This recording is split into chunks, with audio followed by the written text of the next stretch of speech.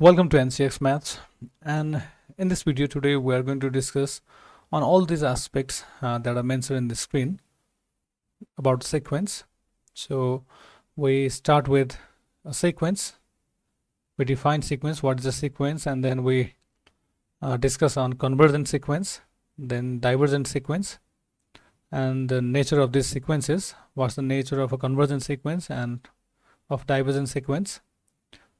And similarly, we are going to discuss on the examples of convergent and divergent sequence, and then we'll talk about some real world examples which can relate to convergent or divergent sequence. Okay, so first let's start with the sequence. So simply, sequence is a list of numbers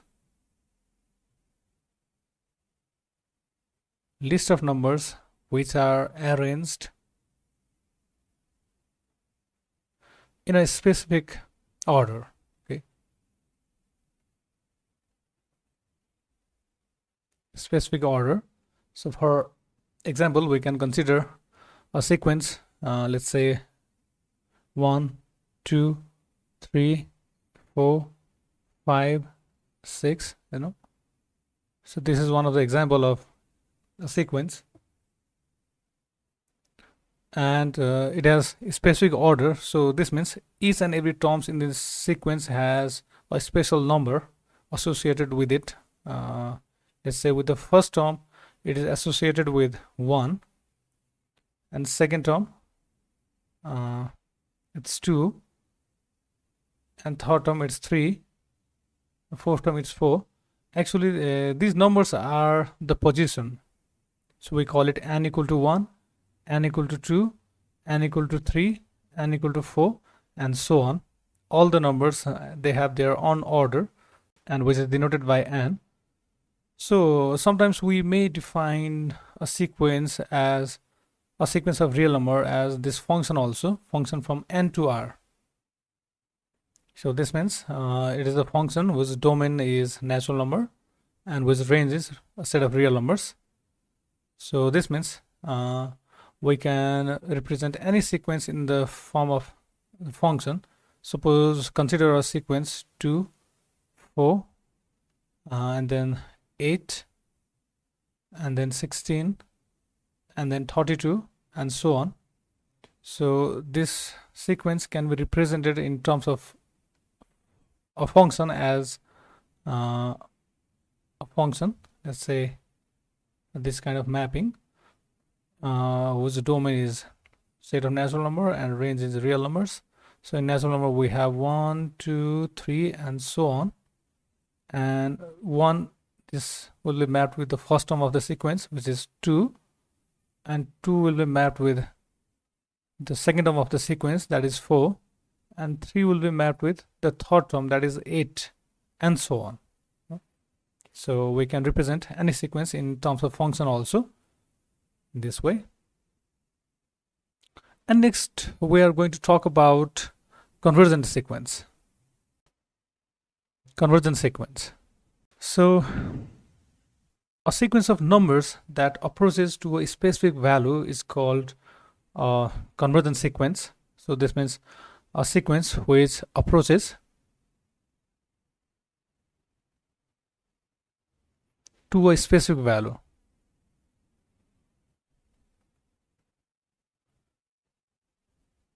To a specific value, let's say we have a very simple example, xn, whose general term is defined as 1 by n. So here we have in the sequence, if we put the values of n starting from 1 and so on, we'll get 1, then 1 by 2, then 1 by 3, then 1 by 4, 1 by 5, and so on. And it's very clear that sequence is a decreasing sequence, and it finally approaches to 0 when n tends to infinity. So we can say that all these terms of the sequence approaches to a specific number, which is 0 in this case, So we call it convergent sequence. So we have a formal definition for this. So formally we write xn is a convergent sequence, or let's say it converges xn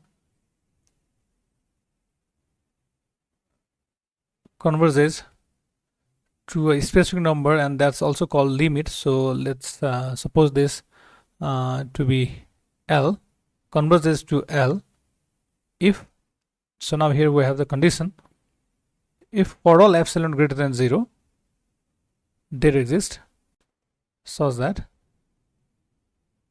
modulus of xn minus L is less than epsilon for all n is greater than or equal to n. Okay, so this is the formal definition of a convergent sequence. So how can we relate this definition to this example 1 by n? So let me show you this. So for this, okay, so let me write the above sequence again: 1, 1 by 2, 1 by 3, 1 by 4, 1 by 5, 1 by 6, 1 by 7, and as I already told you that the sequence converges to 0. We are just going to verify this to our formal definition. First we are going to choose any epsilon. Okay, so for this case, suppose I'm going to choose epsilon, okay, 1 by 4. You know, this is the greater than 0 epsilon, which is a very small value. So according to above definition, we should find n. Let's say in my case, suppose n equal to let's say 6. Okay, n equal to 6 means we are here. So such that here we have for all n is greater than or equal to n means so after this term 1 by 6 we have 1 by 7, 1 by 8 and so on, you know, such that the distance, because this modulus of xn minus L, this gives the distance between L and the terms after a certain step, that is capital N, you know, and distance between these points are even smaller than the already chosen epsilon. Yeah, so here also we can check for all the remaining terms, 1 by 7, 1 by 8, 1 by 9 and so on. We can see that the distance between these two, that means the modulus of, let's say, 0 minus 1 by 7, yeah, 0 minus 1 by 7 is simply 1 by 7, and this is simply less than epsilon, yeah, because here in our case epsilon is 1 by 4, yeah, and not just this applies to 1 by 7 but all the remaining terms after 1 by 6, okay, 0 minus 1 by 10, okay, here also we get 1 by 10, and this is also less than 1 by 4, which is epsilon, yeah. So this shows that as n becomes this small n, this n becomes very large, the terms gets very close to the limit. The sequence xn, this converges to L, we write it this way, xn converges to L, and also we write it as limit n tends to infinity, xn is equal to L, because L is the limit, so we write limit n tends to infinity, xn equals to L. Okay, so in our example we saw that this decreasing sequence 1 by n, this converges to 0. This doesn't mean that only a decreasing sequence is a convergent sequence, because we may have sometimes an increasing sequence, you know, this also can be a convergent sequence. So for example, let me give you one example. Okay, one increasing sequence, let's say xn equals to 1 minus 1 by n. Okay, so as we vary the value of n, you know, as we start with n equal to 1 we get 0, and as we put n equal to 2, we get 1 minus 1 by 2, and this is 1 by 2. And again, as we put n equal to 3, we get 1 minus 1 by 3. This is 2 by 3, and so on.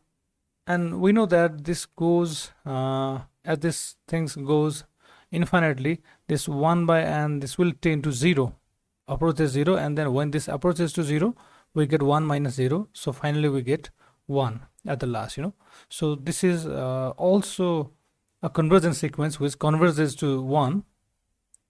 This sequence converges to 1, even though this is an increasing sequence. So increasing sequence also can be convergent sequence. Okay, then let me give you another example, and this is, let's say, oscillating sequence. Oscillating sequence. So for this its example, let me give you one: xn equal to minus 1 whole power n whole divided by n. Okay, so let's find the pattern in the sequence as we put the values of n from 1.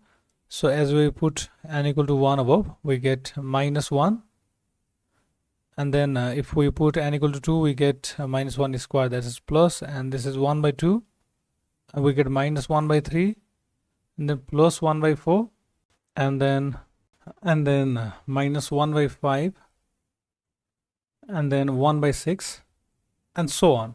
Okay, it seems hard to figure out whether this is a convergent sequence or not. So let's visualize this. Okay, so let me visualize this in this way, that I'm going to put the value of n in the x-axis, and then the actual value in this y-axis. Okay, so its minimum value is minus 1, and max value is 1 by 2. 1 by 2. Here we have n equal to 1, n equal to 2, n equal to 3, n equal to 4, and so on. So for n equal to 1, we got minus 1, yeah, and then for n equal to 2, we got 1 by 2. Okay, and for n equal to 3, we got 1 by 3, possibly 1 by 3 lies here, and for n equal to 4, sorry, it's minus 1 by 3, so it's maybe here. Okay, and then n equal to 4, we have 1 by 4, so there we have. Okay, so we see this pattern, so as we go further and further in the sequence, we get this pattern that all the terms, this is first, second, third, fourth, fifth, sixth, seventh, and eighth, even though this is an oscillating sequence which jumps from positive to negative, but eventually it will settle down to 0, and it's very clear from the graph, the pattern. So in this case, this oscillating sequence is also a convergent sequence. Okay, next we have divergent sequence. So what is a divergent sequence? So divergent sequence is a sequence of numbers that do not converge to any finite number. This means the terms in the sequence, it grows without any bound. Okay, so for this, let me give you one example. Suppose xn equal to n square. Okay, so as we go further in the sequence, 1 square is 1, 2 square is 4, and 3 square is 9, and 4 square is 16, and then 25, and then 36, and so on. It keeps on growing without any bound. So such sequence is called a divergent sequence, which doesn't have a finite limit. So there are different types of divergent sequence. So one of them is this type of oscillating sequence. So for example, xn is equal to minus 1 whole power n. Okay, so this is an oscillating sequence. So as we put the values of n starting from 1, we get minus 1, and as we put n equal to 2, we get plus 1, -1, then +1, and then -1, and so on. Okay, so it doesn't converge to any finite number, it just keeps on oscillating. So this is not a convergent sequence, so we call it a divergent sequence. Okay, now let's discuss on some real world examples of convergent and divergent sequence. Okay, so for convergent sequence, okay, so there's one famous example for this. Suppose we have a cup of coffee. We have a cup of coffee, and which is starting at the initial temperature, with initial temperature 80 degrees centigrade, suppose. Okay, and we measure the temperature in a certain interval, let's say in a minute or so. Okay, then what pattern do we get here? Okay, so let's say in our next observation we found it to be 70 degrees centigrade, and then let's say 55 degrees centigrade, and so on, let's say 40 degrees centigrade, and up to finally it settled down in a certain temperature, the temperature which is exactly equal to the room's temperature, because it's so very common. We can see this in our real life.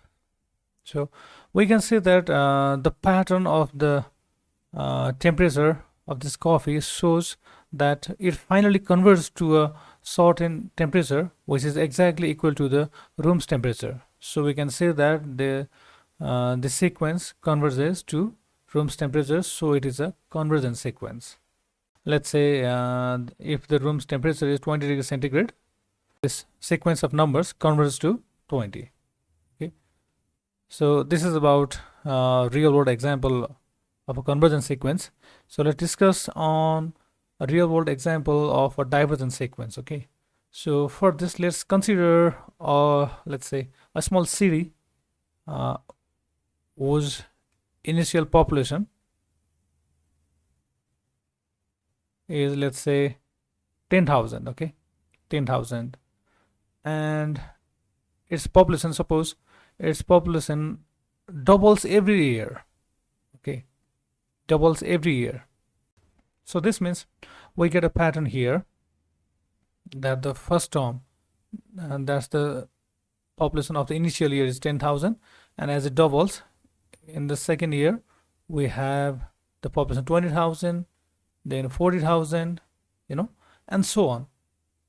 So this shows a pattern that the terms in the sequence, this grows infinite, grows without any bound. So we can't say that the population of this city will finally settle down to this value. We can't say that. So in this case, the sequence formed by the population of the city, we call it a divergent sequence. Okay, so in this way, in this video, we discussed on a sequence, convergent sequence, divergent sequence, their nature, examples, and some real world examples. So I hope you found this video helpful, and if so, please like the video, subscribe channel, and turn on notification for more higher mathematics related videos. Thanks for watching. Have a nice time.